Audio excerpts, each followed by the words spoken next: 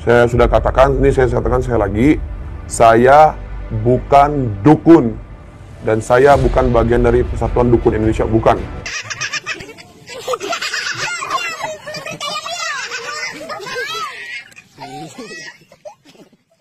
Kena tipu saya, gitu, kena tipu sama si Jindan. Kalau Frank doang masih kurang pantas. Kita diserang sama netizen, dia cuci tangan sekarang, ya bikin video klip pula dengan slogan-slogan dia yang akhirnya viral kan. Padahal slogan itu kan saya yang mancing omongan dia. Oke, langsung aja. Nah, untuk pembahasan kali ini, inilah drama para dukun, gengs, yang masih berlanjut dari episode Gus Samsudin, pengacara dukun, sampai pawang hujan.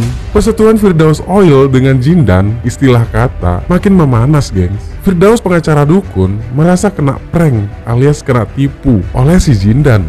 Dan saya tidak pernah ada kata nipu-nipu. Yang saya bisa lakuin, yang tidak ya tidak saya.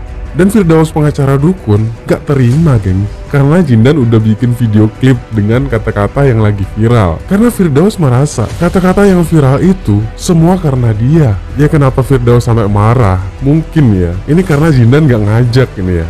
Aduh, kacau nih si Jindan ini. Yang bikin viral si Firdaus, tapi sekarang malah jalan sendiri. Gak kompak banget si para dukun ini ya. Kini Habib Jindan lebih memilih jalan yang benar. Akhirnya satu dukun terselamatkan ya, geng. Saya ini bersama kasus Dukun Indonesia ya, bukan saya masuk di grup itu. Boleh dicek, ada nggak saya masuk di grup itu, boleh dicari tahu ada nggak. Bukan, saya bukan memihak kepada dukun. Namun ketika saya pengen nyamperin teman saya ada di Polres kemarin kan ya, bertemu sama beliau begitu. Bertemu sama beliau, kebenaran saya tahu mengenai Marcel begitu kan ya, sekalian aja mungkin begitu ya. Dan ingat, saya di situ bukan berarti saya dukun ya, bukan. Cuman hanya kebetulan. Gitu. Gua kurang tahu, itu mau tanya aja ke para ini ya, persatuan dukun ya. Saya sudah katakan, ini saya katakan sekali lagi, saya bukan dukun dan saya bukan bagian dari Persatuan Dukun Indonesia, bukan. Saya hanya membela di mana saya memiliki seorang guru. Oke lah, saya akui. Contoh saya bergabung di video itu bersama Dukun Indonesia ya, di videonya itu ya. Oke, saya akui saya salah. Masalah itu mah. Setelah merubah haluan, Jindan pun makin eksis di dunia entertain. Apalagi dengan viralnya, Dr. Richard menjodohkan sekretarisnya dengan si Jindan. Ini kocak banget sih. Saya nikahkan sekretaris saya dengan Jindan. Viral lagi. Gue salah, janganlah. Janganlah. Ini kita nih cintain seseorang itu nggak perlu sebut nih, ada nih. Lian nih mobil laki. Fauka mustakawal kalam karortu an askun. Sebab cintaku kepadamu melampaui kata-kata, maka aku putuskan untuk diam. Oh, tenan. Tapi ada yang berbeda dengan Firdaus pengacara dukun ini ya.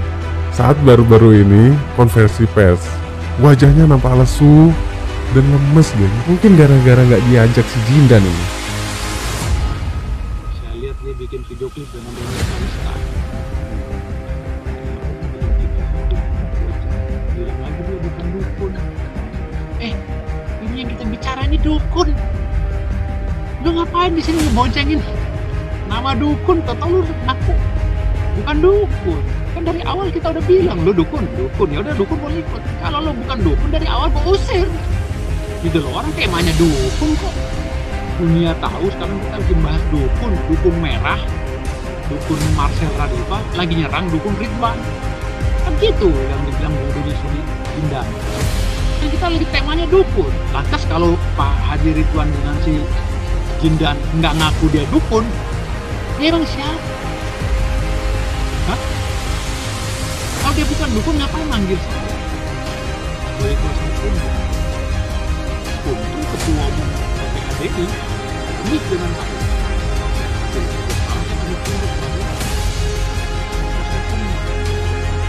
Andai kan semuanya ikut sifatnya seperti mereka berdua, jadi dengan Jindan dan hancur. Jadi pasal 220 lapor balik oleh pihaknya Marcel sama si Dr. Richard Lee gitu loh. bisa di klien saya si Agus Tiar bisa dilapor balik sama si Marcel karena ulah mereka. Untungnya saya banyak bukti, bahkan ada beberapa kali juga si Jindan ini mendesak saya untuk melaporkan, katanya di atas perintah Haji Ridwan, untuk melaporkan si dokter Richard itu. Saya sudah bilang ngapain kita laporin, kan kita udah dibikin viral sama dokter Richard. Saya bilang gitu. Dia bilang enggak, aneh nggak terima, aneh mau laporin. Sempat juga dia voice note saya harus tanggal 26 harus kita laporin. Dia bilang begitu. Saya karena perintah dia, karena dia bilang dia ngakunya dukun, dia saya ikutin. Udah kita laporin. Lalu habis bicara begitu dia, bukan dia yang lapor, dia alasannya pergi, ada kerjaan lain. Udah aneh wakilin sama Agus saja yang laporin. Antum nggak datang? Enggak. Ya kita laporin berdasarkan permintaan dia. Dengan pelapornya si Agus, humas PPHDI DKI. Kan setelah dilaporin, kok dia bicara di media sosial katanya dia nggak ada izin ngelaporin apa segala. Kan lucu gitu loh. Rekamannya ada kok, saya rekaman voice note dia, rekaman telepon dia minta laporin si, bahkan Dennis Karista disuruh laporin kok sama si Jindan. Laporin juga tuh Dennis Karista, mulutnya ember. Melalui ini dia udah beberapa kali nyuruh saya, tulisan maupun telepon. Saya bingung ketika sekarang ini dia mau cuci tangan gitu. Kalau ke pihak sana, ya kita juga gak mau bodoh lah. Itu kan saya nggak mungkin berbalik arah, karena ini organisasi. Saya nanyakan dulu dengan ketua umumnya, dengan perwakilan PPHDI seluruh Indonesia. Kan itu bukan perkara gampang. Tidak seperti mereka yang mudah memutarbalikkan fakta dan lidah. Untungnya saya ngerekam omongan mereka. Untungnya saya ada rekamannya. Kalau enggak, bablas lah saya. Makanya saya berani ngomong begini. Jindan lah yang nyuruh dokter Ritapli dilaporkan. Padahal saya udah bilang kali jangan, orang itu udah bikin viral lu. Jadi Syarika juga jangan dilaporkan, dia udah bikin viral kita. Di belakang layar dia ngomong lain, di depan layar dia ngomong lain. Nah bingung, ini lah ciri-ciri pengkhianat. Dennis Kalista yang mau dilaporin sama dia, atau dia deket sama Dennis Kalista, bikin video klip pula, kan lucu. Akhirnya saya sebagai lawyer babak belur. Karena ini tugas, konsekuensi seperti itu, ya saya biarin dibenci sama masyarakat. Tapi cerita sesungguhnya seperti itu. Jadi Agus Tiar ini sama semacam orang ngikut-ngikut aja Pak kata si Habib, karena perintah Pak Ridwan. Perintah si Jindan ini. Laporin, saya nggak terima. Bahkan beberapa kali dia minta, katanya mau nyantet tidak Marcel Diva, ya santet aja sih bilang. Kalau kamu bisa. Ini mau tembak Marcel Diva, tembak aja sih bilang. Kalau kamu bisa. Jadi omongannya di depan tuh sama di belakang tuh beda banget gitu loh. Kalau di belakang layar itu kayak dia manis banget. Seakan-akan bukan dia cuci tangan. Buktinya ada banyak kok, dia minta uang kepada youtuber tarif dia. Pokoknya kalau tarifnya nggak segini, aneh nggak mau datang. Harus segini. Waduh, udah ngartis banget dah. Saya sebagai lawyer jadi bingung ngomong sama orang-orang youtuber gitu loh. Kok jadi arahnya ke duit ini. Dan padahal kita kan masuk begini kan harusnya syukur. Udah gratis muka kita terpampang di mana-mana. Iklan berapa semenit berapa duit tuh TV. Jadi kita terkenal loh, harus bersyukur sama media. Tapi makin sini udah ada harganya. Aneh kalau nggak segini nggak mau datang. Aneh mau yang lagi butuh duit, gua segini. Bingung. Gue aja sebagai pengacara kan harus bicara kepada youtuber yang punya podcast. Segini permintaannya. Ya mau nggak mau yang lain juga denger. Si Jindan pakai tarif, yang lain juga jadi ikut-ikutan. Gue juga pakai minta ongkos. Ya saya minta jadinya. Misalnya satu orang gope-gope, saya minta. Ada berapa orang? 4 orang. Saya mintain 2 juta. Di Denny Sumargo saya minta 3 juta. Ya bagi-bagiin tuh yang datang. Bukan buat saya buat apa duit segitu. Gitu. Artinya kan saya ini klarifikasi. Jangan sampai saya terkesan saya najis tralala, boleh tanya anak media. Saya sering ngasih duit sama media. Saya nggak pernah minta duit, amit-amit ya.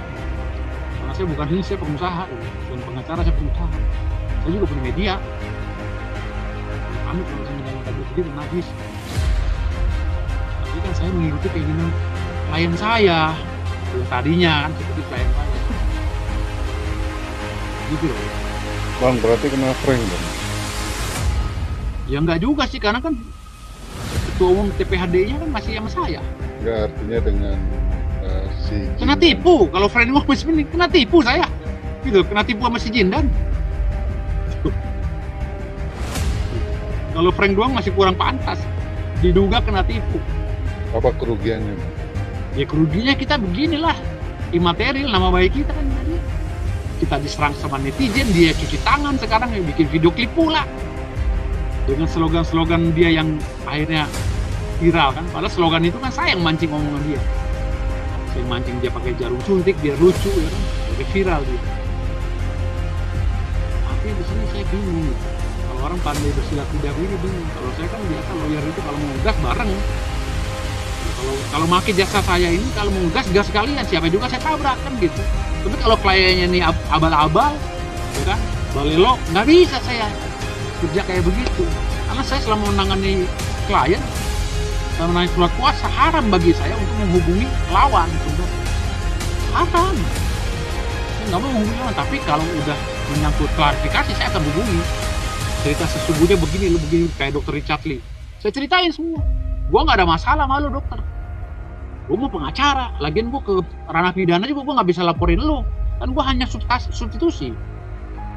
Dia bilang masih dokter Richard Lee, yang laporinnya klien gue lah, bukan gue.